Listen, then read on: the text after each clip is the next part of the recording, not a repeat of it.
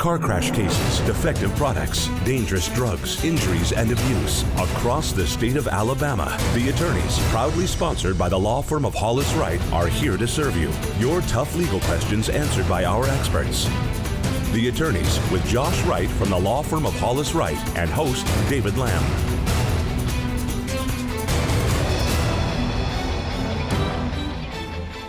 Hello and welcome into the attorneys. Thank you so much for joining us on this Sunday evening. Our topic of conversation tonight, accidents and injuries, and we would love to hear from you. There are ways that you'll see scrolling at the bottom of your screen of how you can communicate with us. Always goes better whenever you are involved. Also a reminder, each and every broadcast of the attorneys are standing by live right now to speak with you. So pick up the phone, give them a call. Would love to hear from you. Leading our conversation from the firm of Hollis, Wright, Josh Wright. Good to see you again, sir. You too. Hope you're doing well. I am. Everything good? It's all good week. Another good week. Another good week. All right. So we've got Bruce Downey on today. Bruce is from Anniston. Is going to talk with us about accident injury related cases and kind of the contingency fee cases. And oftentimes is the case when we have these shows, we bring on people that handle this type of work. Right. And this is what Bruce is doing. So first of all, thank you for being on. I'm pleased to be here. You know, in some of the pre-production material that you and I talk about and we kind of put together, there's some interesting statistics that will show you just how important having contingency fee lawyers are out there. 30,000 people pass away in personal injury related accidents involving cars a year.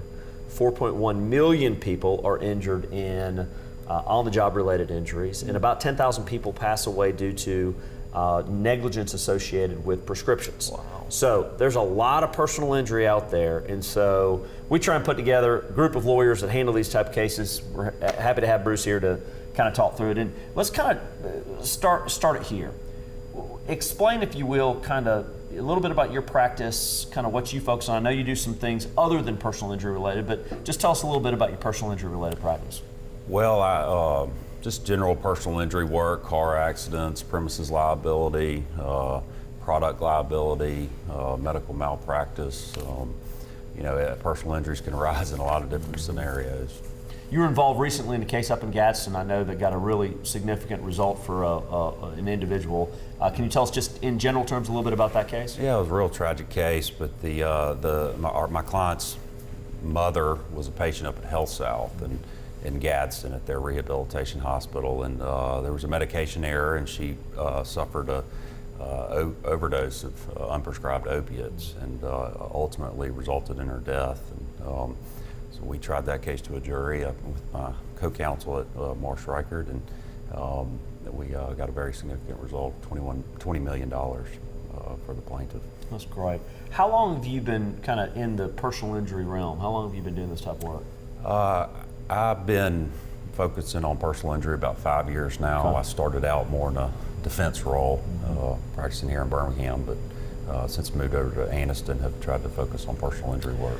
And David, as you know, our practice, this is kind of in the sweet spot of what we do for a living. You know, personal injury comes in a lot of different shapes and colors and sizes. It's not just automobile related accidents. It can involve common carriers, right. It can involve tractor trailers, it can involve an industrial accident, an on-the-job injury, those types of things. And so, you know, we're out oftentimes, as Bruce's firm is, in evaluating these cases. And one of the most important things I think people need to understand related to the personal injury and wrongful death context is getting somebody involved in the case early and immediate to do an investigation to help kind of assess what you've got. A lot of times the answer is, and I know Bruce can agree to this and attest to this, a lot of times the answer is, I'm sorry, but you don't have a case that is a viable cause of action. That's just the way life works. Sometimes accidents do happen. But in those circumstances where there is wrongful conduct and somebody was injured at no fault of their own, there are personal injury lawyers out there that handle these cases on a contingency fee. We got a question here. Love to ask you guys. The question here from a viewer: I was recently in an accident where I was injured on someone else's property. I have learned that other people were injured before me due to the same condition. Will this help my case, and if so, how? I'll let you tackle that to start. Well, it certainly could.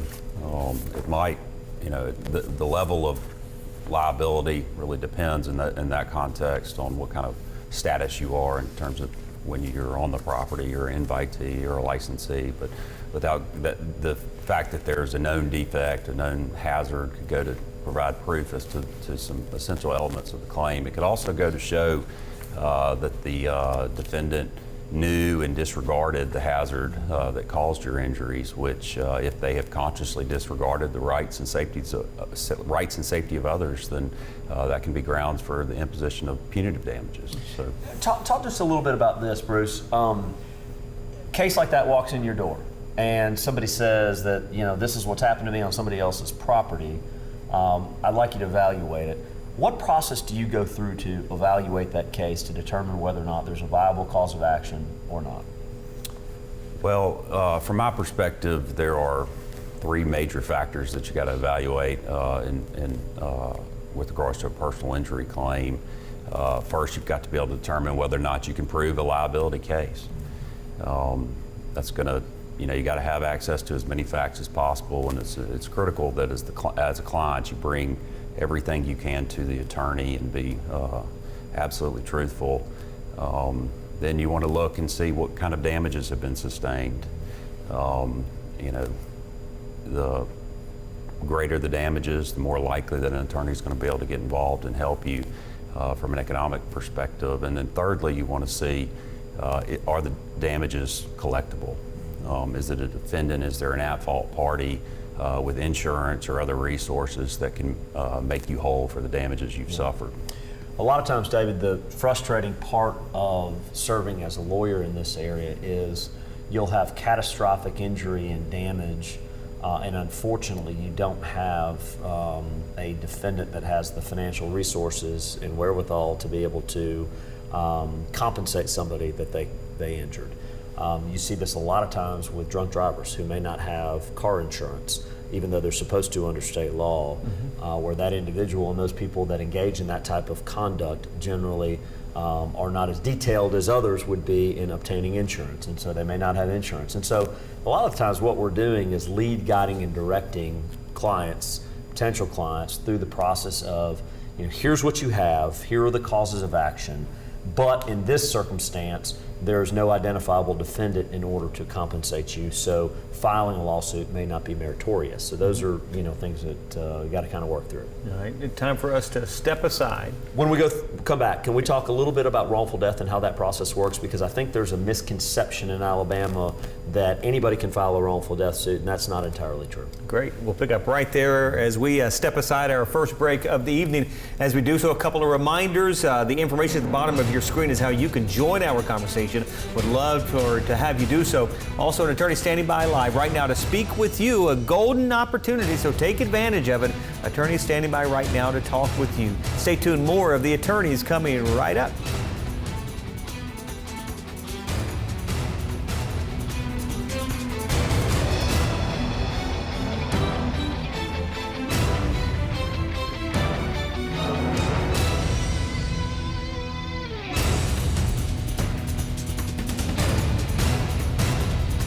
I'm Josh Wright with the law firm of Hollis Wright, a personal injury law firm.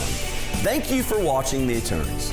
Now, we hope you, a friend, or a loved one never needs legal counsel for a case. But if you do, the goal of the show is simple. Provide answers and legal counsel when you need it the most. Your call to the show is free, so if you have questions specific to the show or related to other accident or injury-related topics, you can call, email, or text us. Or you can also follow us on Facebook or Twitter, or simply contact us by going to hollis-wright.com and click on the Contact Us link. We know your time is valuable, so thank you for spending it with us watching The Attorneys.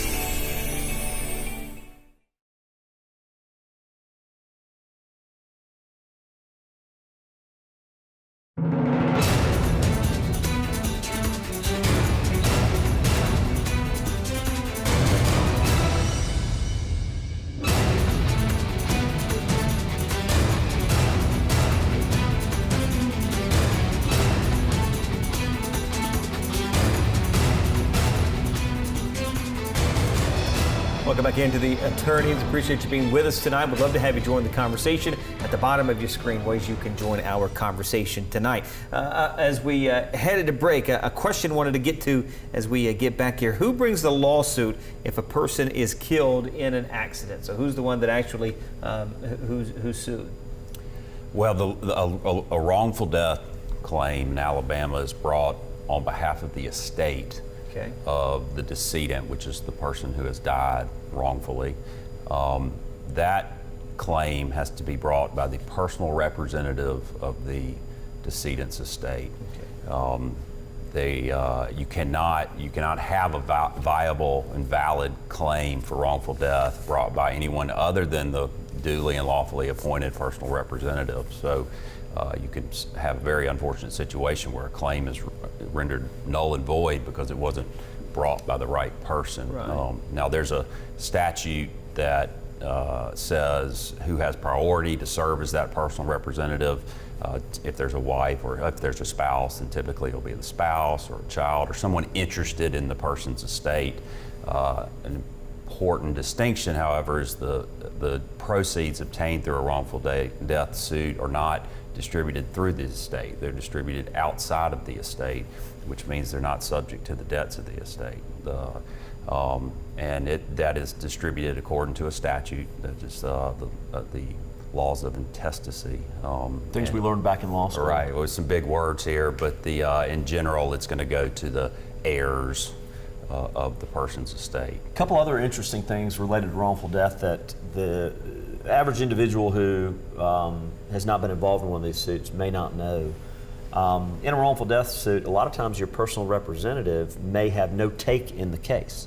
So for example, you may have a step-parent or even a parent of a decedent who is only recovering a portion of the proceeds, and then children receiving the rest. You also could have a sibling that is of age, that is the personal representative, that may not receive any of the proceeds, and a child may receive something, for example, a step sibling.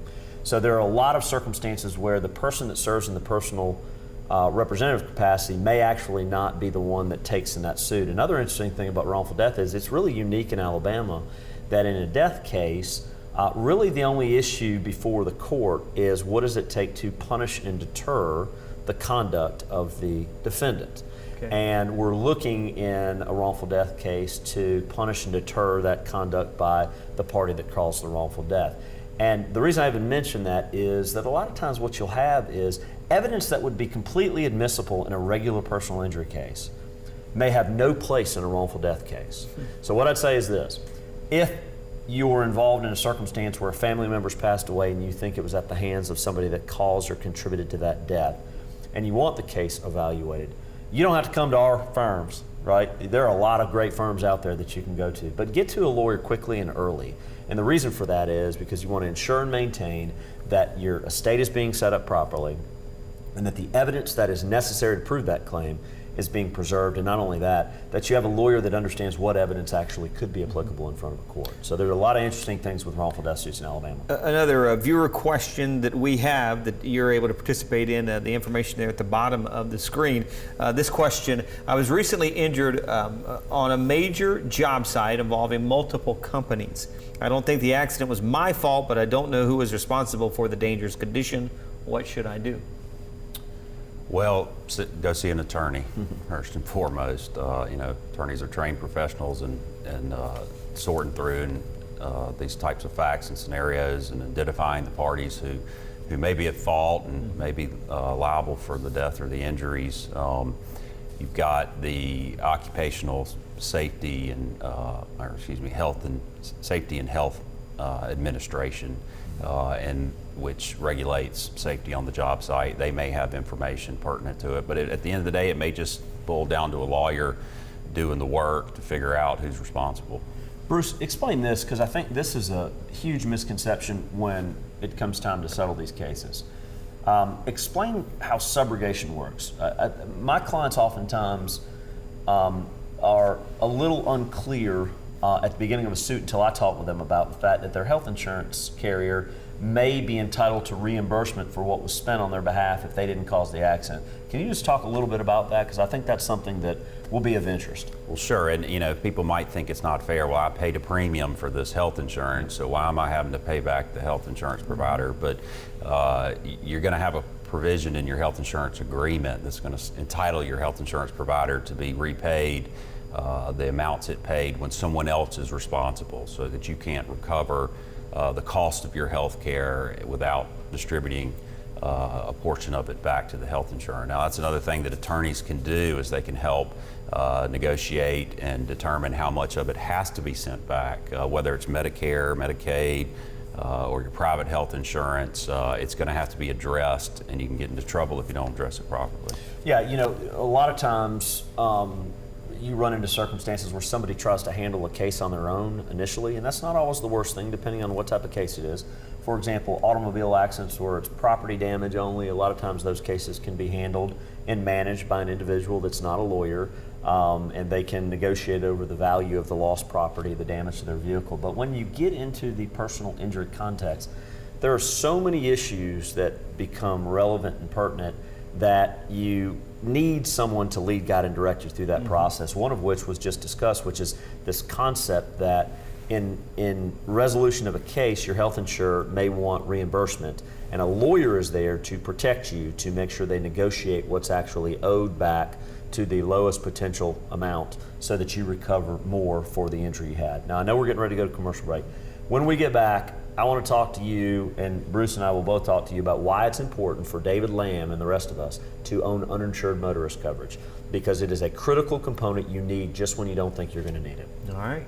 Good tease as we head to break. A reminder of what's coming up right after the break. Come on back for that as we head to break. A reminder of how you can join the conversation. Also, the firm of Hollis Wright, they are active on social media.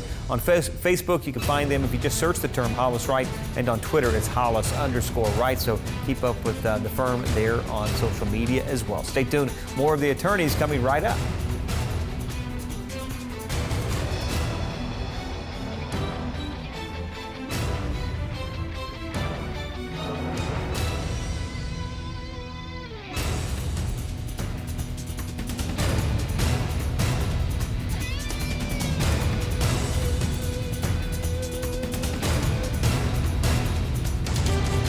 I'm Tyler Vale with the law firm of Hollis Wright.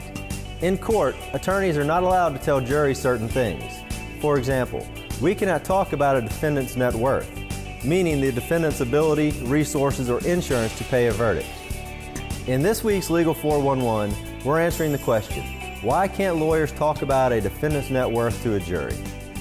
Rule 403 of the Alabama Rules of Evidence states, although relevant, evidence may be excluded if its probative value is substantially outweighed by the danger of unfair prejudice, confusion of the issues, or misleading the jury, or by considerations of undue delay, waste of time, or needless presentation of cumulative evidence. Long-standing Alabama cases have held that the net worth of a defendant falls under this catch-all rule. The reasoning behind the rule is that if a jury knows a defendant is wealthy, then the jury might award more money to the plaintiff. And this goes one step further. If an attorney makes any remarks that suggest the defendant is responsible because he is rich and the plaintiff is poor, that can be grounds for a new trial. If you're ever on a jury, the reality in our state is this. In almost every lawsuit that goes to trial, the attorneys representing both the plaintiff and the defendant have already looked at whether there is sufficient insurance coverage or assets to satisfy a verdict. The reality is this. The parties would not pursue a civil lawsuit if damages could not be paid after a jury returns a verdict. So even though lawyers cannot mention the net worth of a defendant during a trial, there could still be resources available to pay a verdict in court. Please remember, your call, email, or text to the attorneys is free. All of us at Hollis Wright want to help answer your questions on real issues you face. Remember, a competent lawyer will respond to every question you send in. That's our pledge and promise to you.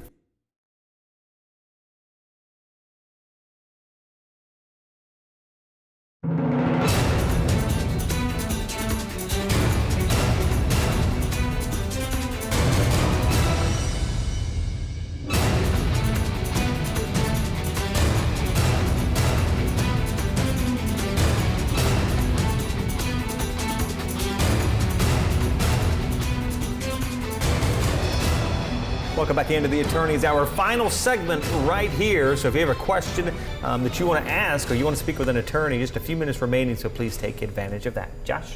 When we went away to break, we were talking about uninsured motorists and the importance of uninsured motorist coverage. Bruce, I'll kind of let you tee off on this. explain a little bit about uninsured motorists and why you'd want it. Well, like we talked about before, in evaluating cases, you have to understand whether or not the damages can be collected, and it far too often you see situations where there's really serious damages or even death, and the person who is at fault either doesn't have enough insurance. The law only requires $25,000 as a minimum as far as liability insurance that you have to carry when you're driving a vehicle, or they don't have it at all. And underinsured or uninsured motorist benefits kick in when there's not enough insurance proceeds available to cover your damages. And it's an important thing to have, and to have as much of it as you can reasonably afford.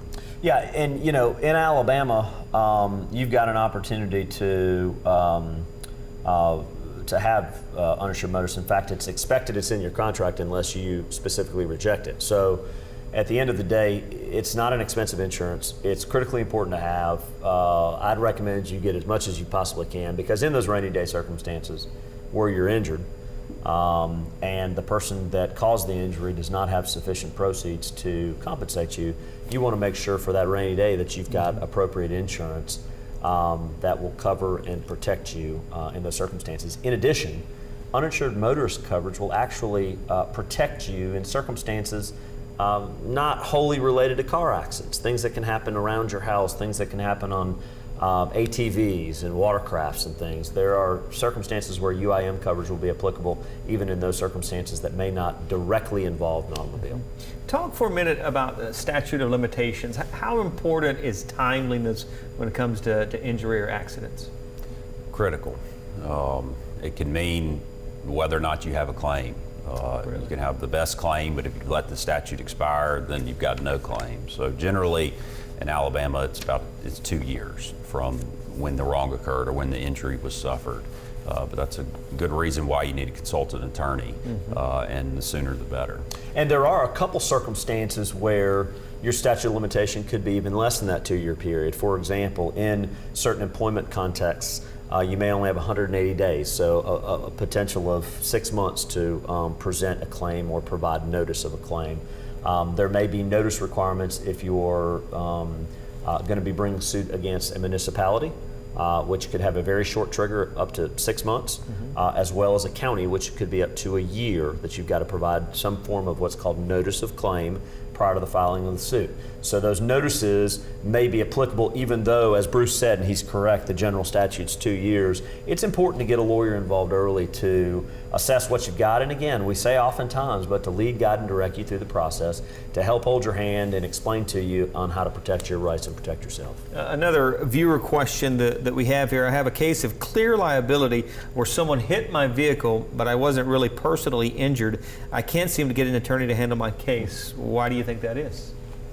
Well, in the absence of injuries is the absence of damages, and we can't make things right. We can't make it that it never happened, but we can recover damages for you for what you've suffered. But if there are no real damages to recover, then there's really no role for the personal injury attorney to play. I think that's exactly right, and we see that all too often, unfortunately. And there are circumstances where the answer after you've evaluated the claim is you have an identifiable wrong that took place, but you don't have an identifiable injury to compensate. Right. So your focus should be on your property damage to make sure you're fully compensated for the property component to your injury as opposed to your personal injury.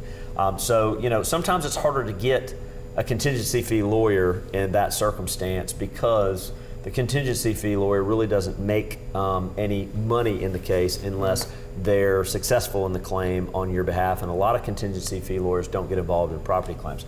And that's one thing to talk about we hadn't really addressed. Talk just a little bit about the contingency fee relationship, if you will, Bruce, and why you think that's kind of important to help compensate people that can't afford to go bring suits on their own. Well, the contingency fee structure is essentially that where the attorney agrees to represent the client and agrees to take as payment for his services a percentage of the amount he or she recovers. That's valuable to personal injury plaintiffs, because most find themselves in a situation where they can't afford to pay an attorney by the hour to prosecute a claim on their behalf, which can get very expensive. And so it allows people who otherwise wouldn't have access to an attorney to get access. And it also allows a shifting of the risk from the client to the attorney, because the attorney, in connection with that contingency fee arrangement, is going to, and most likely, also cover the expenses associated with the suit. And depending on the kind of suit, the expenses can be substantial. And that's really the key, and I think Bruce hit it perfectly. The key to all that is, a lot of times you want to have evaluated a claim at no cost to yourself to determine if you even have a claim, because it's not always completely clear liability. Sometimes it's a, hey, I think I was wrong, but I'm not 100% sure. I'm not sure if my employer may have done something wrong or not. I think they did, or did this company not provide a safety guard that would have impacted me and prevented me from getting injured. So a lot of times what the contingency fee lawyer is doing is evaluating a claim that may be viable and may not be viable. And so the importance of a contingency fee relationship is always present in those circumstances where it's not absolutely clear liability. Less than a couple of minutes remaining. Just time for a final thought from the both of you. And Bruce, you go first, please. Well, I think, the topics we've discussed today have demonstrated the need really to get attorneys involved when you think you have a claim. There's lots of pitfalls out there. You need to have someone representing you who understands and can navigate this, what can be a complicated landscape. And so, whoever you feel comfortable with, but I said you need to get an attorney involved when you think you have a claim. Yeah, and I just follow up and kind of supplement that and say that, I get the fact that it is intimidating sometimes if something's happened to you to go to a lawyer. There are people that have a preconceived notion, first of all, that they don't want to get involved in a lawsuit, and I get that. I respect that completely. But in the circumstances where you need counsel and you need somebody to evaluate your claim for you, you've got lawyers out there that will do that at no cost to you, that all you got to do is pick up the phone and call and say, hey, look, here's what happened to me. Will you evaluate this case for me? And you can do so really at no significant impact or cost to you other than providing your time and allowing the lawyer to provide his time. So, using lawyers in the personal injury context are solid to lead, guide, and direct you through the process. Great conversation, gentlemen. Appreciate the time. Thank you so much for being with us. Thank you for joining us as well. As always, we do not take for granted you joining us on Sunday night, so thank you for tuning in tonight. Hope you enjoyed it as much as we did as we wrap things up. Here's how you can get in touch with the firm of Hollis, Wright. Also, attorneys for just a few more minutes will be standing by. If you want to make a call, pick up that phone, call them right now. Thank you again so much for joining us. We'll see you next week right here for the attorneys.